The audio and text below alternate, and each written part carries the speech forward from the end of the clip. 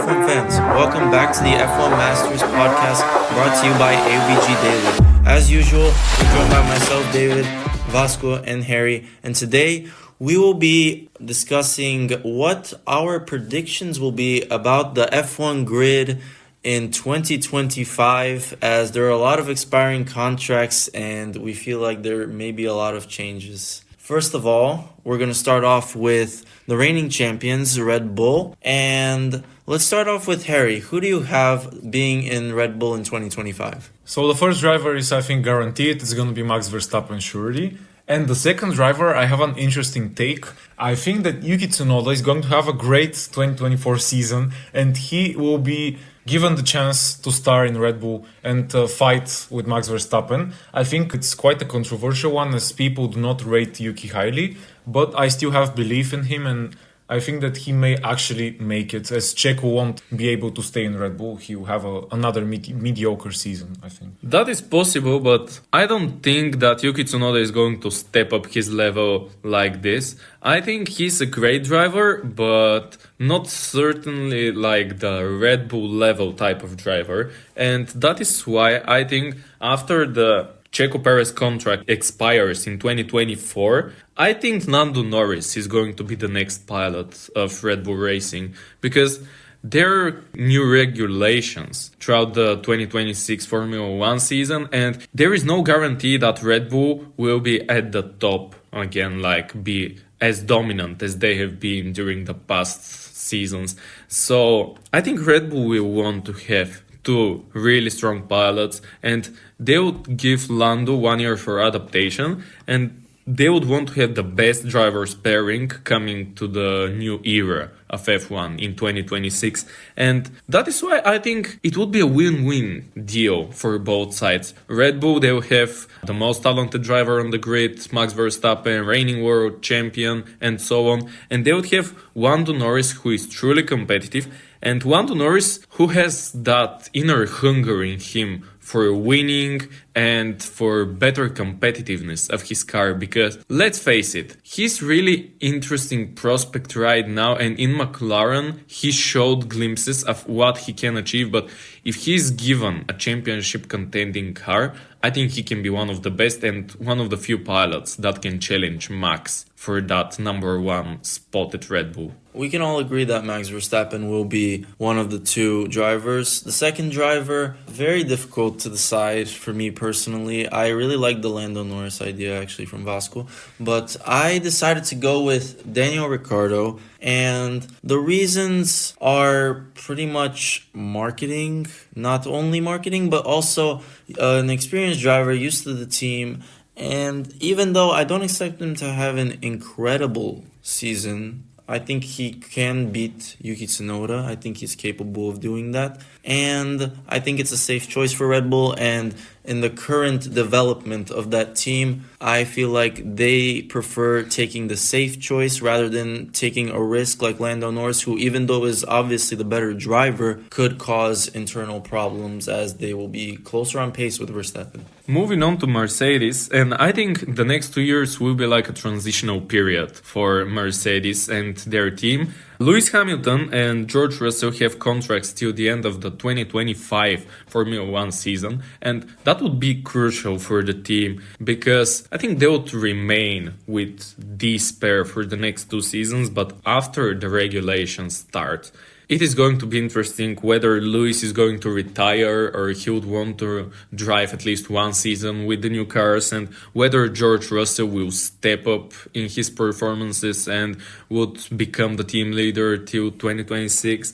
And everything is really interesting, but we still don't know what is going to be in the future of Mercedes. And that is why I think for the season before the new regulations, 2025, that they're going to remain the same lineup. Well, I can absolutely agree. I think that they're going to remain with the same driver pairing for the next 2 years. After that, maybe Lewis is going to retire after 2025, and they'll be searching for another, probably younger driver another like prospect, maybe from their academy, maybe someone like Frederick Vesti, but we'll see about that. Yes, I agree with both of you. I think they'll stick with both drivers as they have one of the best driver pairings on the grid, actually. Even though George Russell didn't have a great 2023, I still think he is really talented. And no change as well for Ferrari. In my eyes, I think they keep Charles Leclerc. He is their golden boy after all. And Carlos Sainz, who is doing a pretty good job, actually. And I don't see any reason for Ferrari to remove either one for 2025. Their dynamic, in my opinion, resembles that of Lewis Hamilton and Nico Rosberg. We all know that Lewis Hamilton is the more talented pilot, but Nico Rosberg on his day is unstoppable. And there are some races when you can clearly see that Sainz is amazing talent. Only the competitiveness of the car is a problem, and I don't think anything will change in Ferrari until 2026. And I think their lineup will remain the same, but I won't be surprised if one of them is fed up with Ferrari to the point that they would want to try something even adventurous, even go for a smaller team or something, especially Carlos Sainz, because we don't know what is going to happen with Ferrari in the future. But for now, I think the next 2 seasons they will remain with the same lineup. Yes, I agree with both of you, and we can move on, I think, to McLaren, where I have said that they will also stick with the same lineup, Lando Norris and Oscar Piastri. I don't think Lando is gonna leave by 2025, and he's gonna stay for that season at least. Maybe for the new regulations he will join another team, maybe a stronger one. Depends on McLaren's performance, really. I can't predict this, but yeah. Yeah, I agree. I think that they will keep the same lineup, Norris and Piastri. I mean, they do have contracts, Norris until the end of 2025 and Piastri until the end of 2026. But there is a possibility that Norris might be fed up with McLaren. He's driven for McLaren since 2019, hasn't had any major progression. Although I would say that over the second half of 2023, this has been the most competitive car Lando Norris has ever driven. And I think that going into next season, McLaren will be in that fight with Mercedes and Ferrari.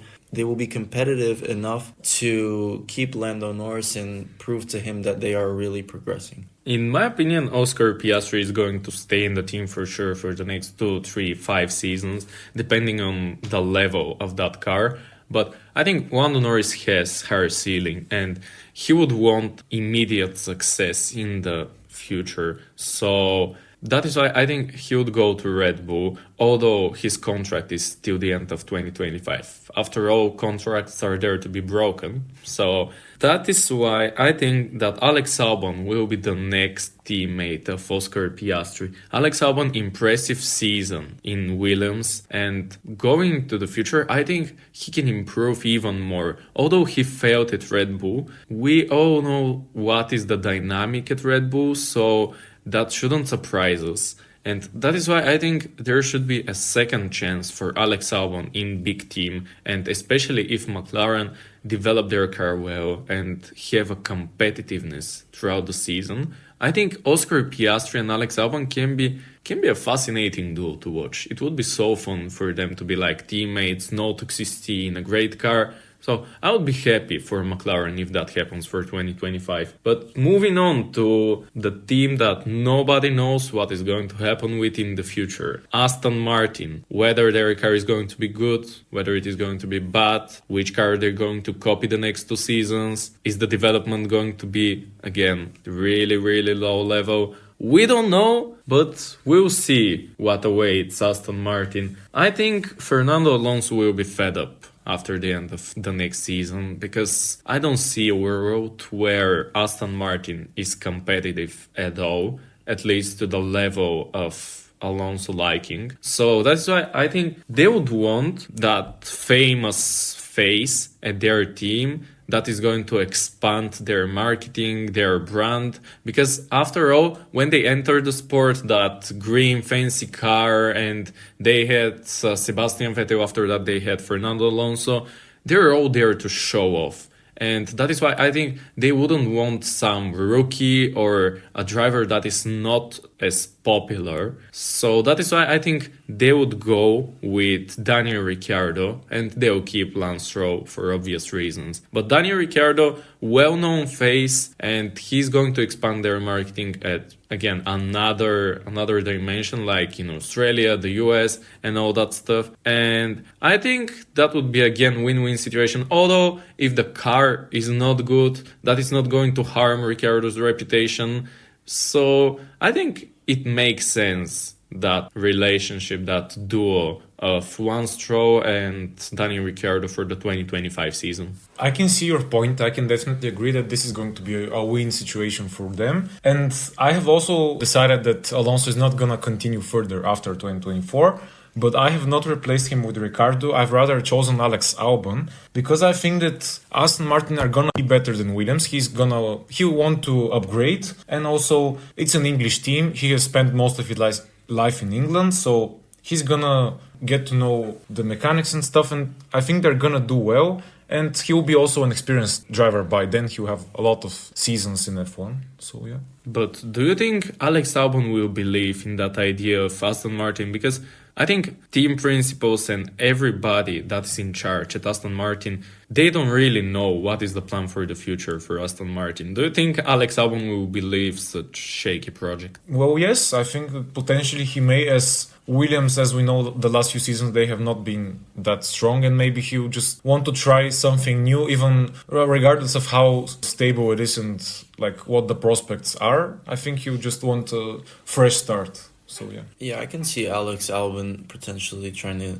get a stepping stone towards the front, as he can't really stay at Williams the rest of his career because he won't really progress. As far as my predictions for Aston Martin, Lance Stroll, obviously guaranteed. And I have also decided that Fernando Alonso will not be in F1 by 2025. And I've decided to put in Felipe Drugovich, their current reserve driver, Formula 2 champion as well, let's not forget. I think he has shown, whenever he's been in the car, he's shown signs of pace. And I think he has that, and obviously knows the team well. So he has that relationship already established, and it's Aston Martin's only academy driver, I believe. I could be wrong, but he is, I think, a safe choice for them, actually, even though maybe they're not getting such a flashy driver, a really experienced driver. They're getting a driver, in my opinion, that they can keep for the future because he is a good driver, I think. Maybe we'll need some time to get used to the car. Maybe he'll struggle against Lance Stroll early in the season, but I doubt it because I don't rate Lance Stroll particularly highly, and I think Drugovich will do just fine.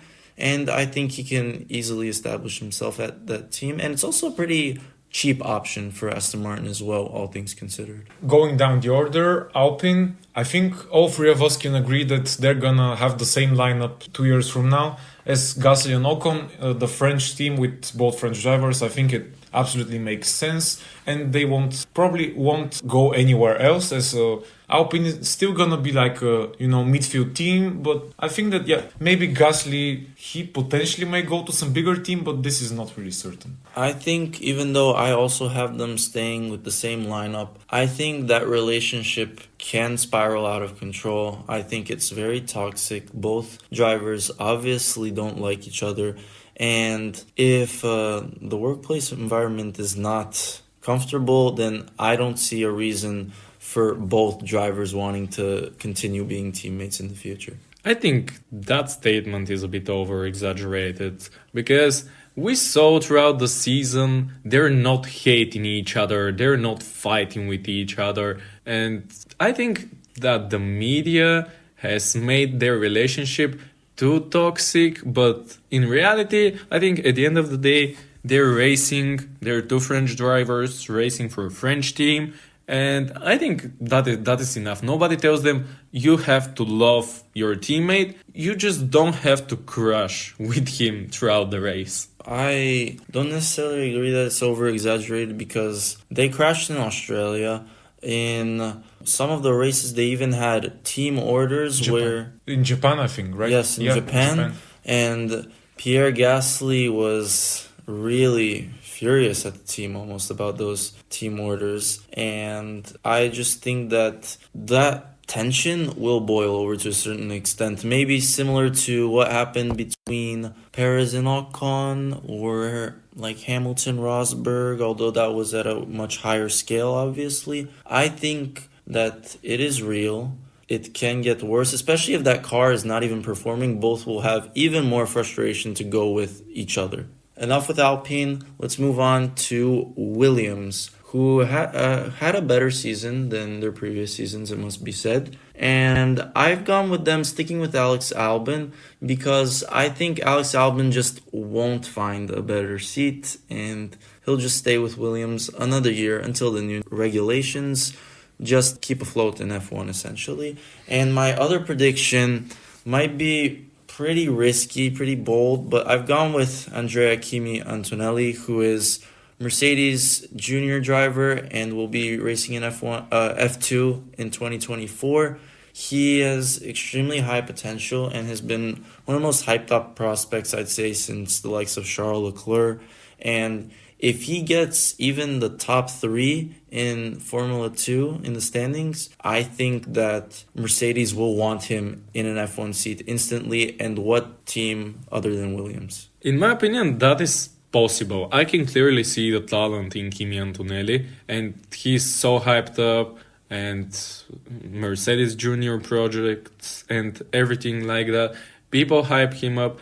I think that is possible, but in my opinion, that is a year too early for him. I think in 2026, he would be like on the map for F1 teams to be like seriously considered for even one of the bigger teams, the same way Piastri went to McLaren. I think that may be the case with Kimi Antonelli. And that is why I've put Frederick Vesti going with Valtteri Bottas. Vesti had an alright season in F2, and the next season I would think it would be even better.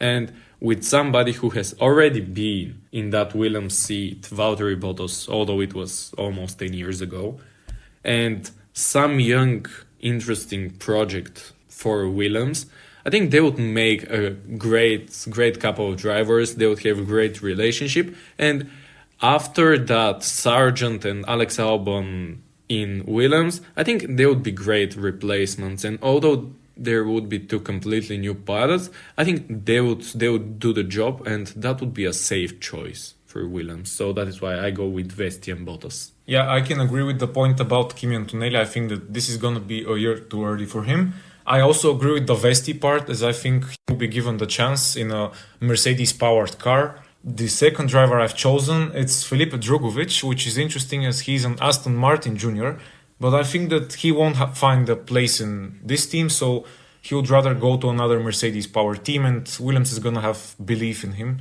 And we'll have a rookie pairing of him and Vesti. And moving down, we have AlphaTauri / Racing Bulls, who I have an interesting take. I think that firstly, Liam Lawson is gonna be given the chance, finally, in F1. He will receive a full-time seat.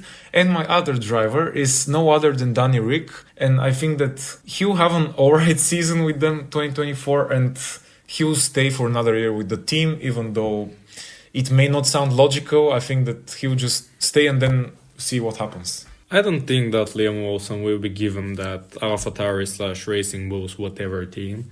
And I think Yuki Tsunoda will stick with the team, although it would be a lot of years of driving for the junior team of Red Bull. I think Yuki Tsunoda is constantly improving, and I think 2024 will be an alright season for him. He's going to be in that team again. AlphaTauri is going to stick up with him because it is a safe choice. And after that, 2026 will be like a vital year for what is going to be in the future of that team. And the other one, I think it's Dennis Hogger. I really liked him in Junior Formula Series. In F3, he was really great. His first season in F2 was not the best, but it's still early in his career, and if he performs at high level the next season in Formula 2, I think he would get that second seat at AlphaTauri, and paired up with Tsunoda, I think that is a pretty solid option for Racing Bulls. Yeah, both of your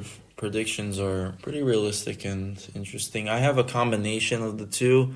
I've gone with Dennis Hauger and Liam Lawson. I have Daniel Ricciardo going to Red Bull, and I think Yuki Tsunoda will be dropped because there can't be just an endless cycle of just having Yuki Tsunoda in that car, because he has been there for so long now, and he has not really progressed. He's pretty much the same driver as he's been since his rookie season, and I don't see that potential for him to become a really good racing driver. I think he is what he is, and he won't change. He is overly aggressive at times and costs the team points sometimes, especially in Mexico, for example, which cost them actually seventh in the championship to Williams. But it's just time for change, I think, for AlphaTauri, and going back to their roots and what they were supposed to be, and that is pretty much a development team of young drivers. And I think Liam Lawson absolutely deserves that seat because I've been very impressed by him, and I was disappointed he didn't even get a seat this year. And Dennis Hauger, as Vasco mentioned, extremely impressive in F3. Although he didn't have the greatest of seasons to start off in F2, I think he can improve, and they're both Red Bull juniors at the end of the day, so I can totally see the possibility of having Hauger and Lawson, and I think that'll be an exciting young driver lineup for AlphaTauri. But I don't think AlphaTauri would want two completely new drivers. Like what happened in the past, for example, with Pierre Gasly. He stayed for a few years with the team and he was the number one pilot. He was that experienced one, and I think he was very helpful for his teammates as he already knew what was happening in that team. Liam Lawson is not an exceptional talent and he doesn't have any experience in F1, so I think it's a bit unreasonable for them to try and move him up to the team because he's not a better driver than Yuki in my opinion. And Yuki can be much more helpful to a talent like Dennis Hauger compared to Liam Lawson, and that is why I think they would stick with Yuki Tsunoda for at least 1 or 2 more years. Why did you decide to choose Dennis Hauger over Liam Lawson? I think Hauger is younger. Hauger has shown better prospects in his young career in junior formulas, in Formula 3, and if he's great throughout the next season in F3 and even in F2, and even if he manages to be in the top 3, I think Hauger will show glimpses of what we saw from him in the past, and he would be considered like a serious, probably the most serious Red Bull Academy project right now. So the prospect of him having a seat next to somebody who is more experienced and can give him advices, because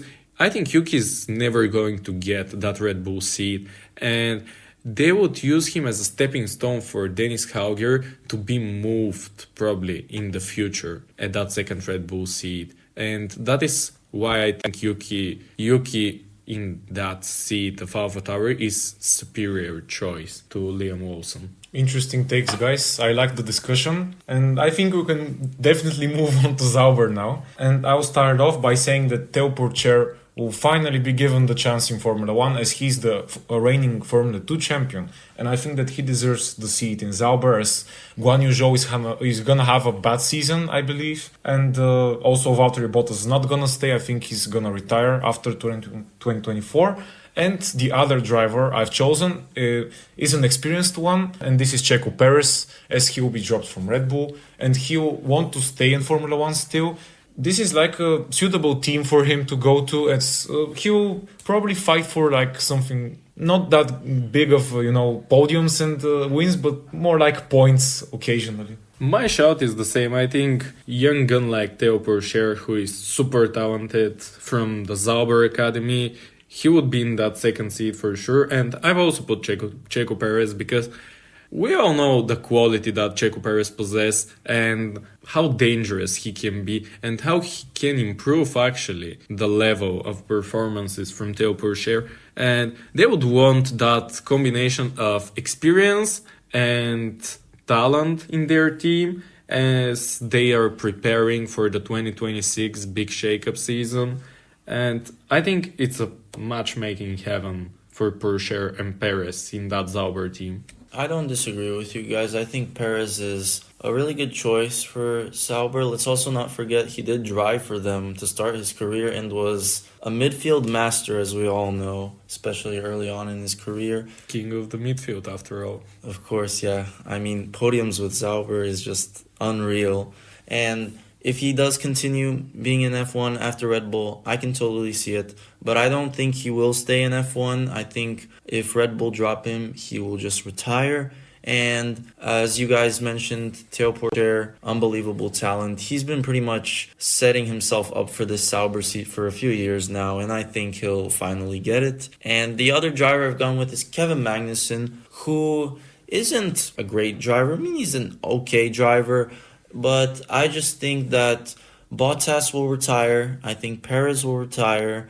I think someone like Daniel Ricciardo will go to Red Bull. And I think the best available option will be Kevin Magnussen, a really experienced driver that can actually help Theo Porcher develop. So that's pretty much the reason. He's also been driving a Haas for many years now, and he's familiar with the Ferrari engine, so that can also be beneficial. But yeah, overall, I think Sauber will go with your bog standard midfield driver. And the last team standing, Haas. First question. Do you think that Haas will be steering the sport in 2026? I'll say yes, because they have to try the 2026 regulations. It's pretty much their last hope, considering how much they failed at the 2022 regulations. If they fail at the 2026 regulations, then that's when it's officially over. I'm like 50-50, I'm not sure, because it depends really on their performance next season, and maybe Gene Haas is just gonna be fed up and be like, okay, we stop the funding, we end everything. I don't know. I don't dislike them, but I don't like them. And I think that they're going to stay in the sport after 2026. But yeah, results will be needed. Yes, I think that they actually started off their F1 tenure really, really strong, considering they were a new team. You know, they were constantly fighting in the upper midfield even. And over the last few years, there's just been a fall off after fall off after fall off. And their funding is obviously a huge problem. This is I'd say the least profitable team on the grid, and they've been struggling to really develop their car to a good level, and that's really been the main issue for them. But as for their drivers in 2025, I've gone with Nico Hülkenberg, proved to be a really good signing for them actually. He has been really good for them this season, especially picked up some points along the way, even though that car just couldn't get more points. I think that he's a safe, experienced driver that they should definitely keep. And as for their second driver, I've decided that they'll take a risk on someone like Oliver Bearman, who in F2 finished 6th in the championship, but he is a Ferrari young driver. He did get even some FP1 outings, and I think that Haas will try to get some youth going, because if you're just keeping Nico Hülkenberg and Kevin Magnussen, you're not really going to progress further. So I think some kind of young and ambitious driver can help them boost up. I agree with that. I think the driver pairing will be like that. Nico Hülkenberg and Oliver Bearman. Oliver is talented pilot, part of the Ferrari Academy. We all know the connection between Haas and Ferrari. And Hülkenberg, he had an alright season in that trash box that was the Haas car. So I think the combination of both of them will be like exciting for Haas. They have again the talent, they have the experience, but the car will matter the most after all. So I'm not concerned about who is going to drive for them. I'm concerned whether they're going to take a step up or they're going to fall and never be seen in F1 again. I can absolutely agree with the Hülkenberg take, as I think he will stay.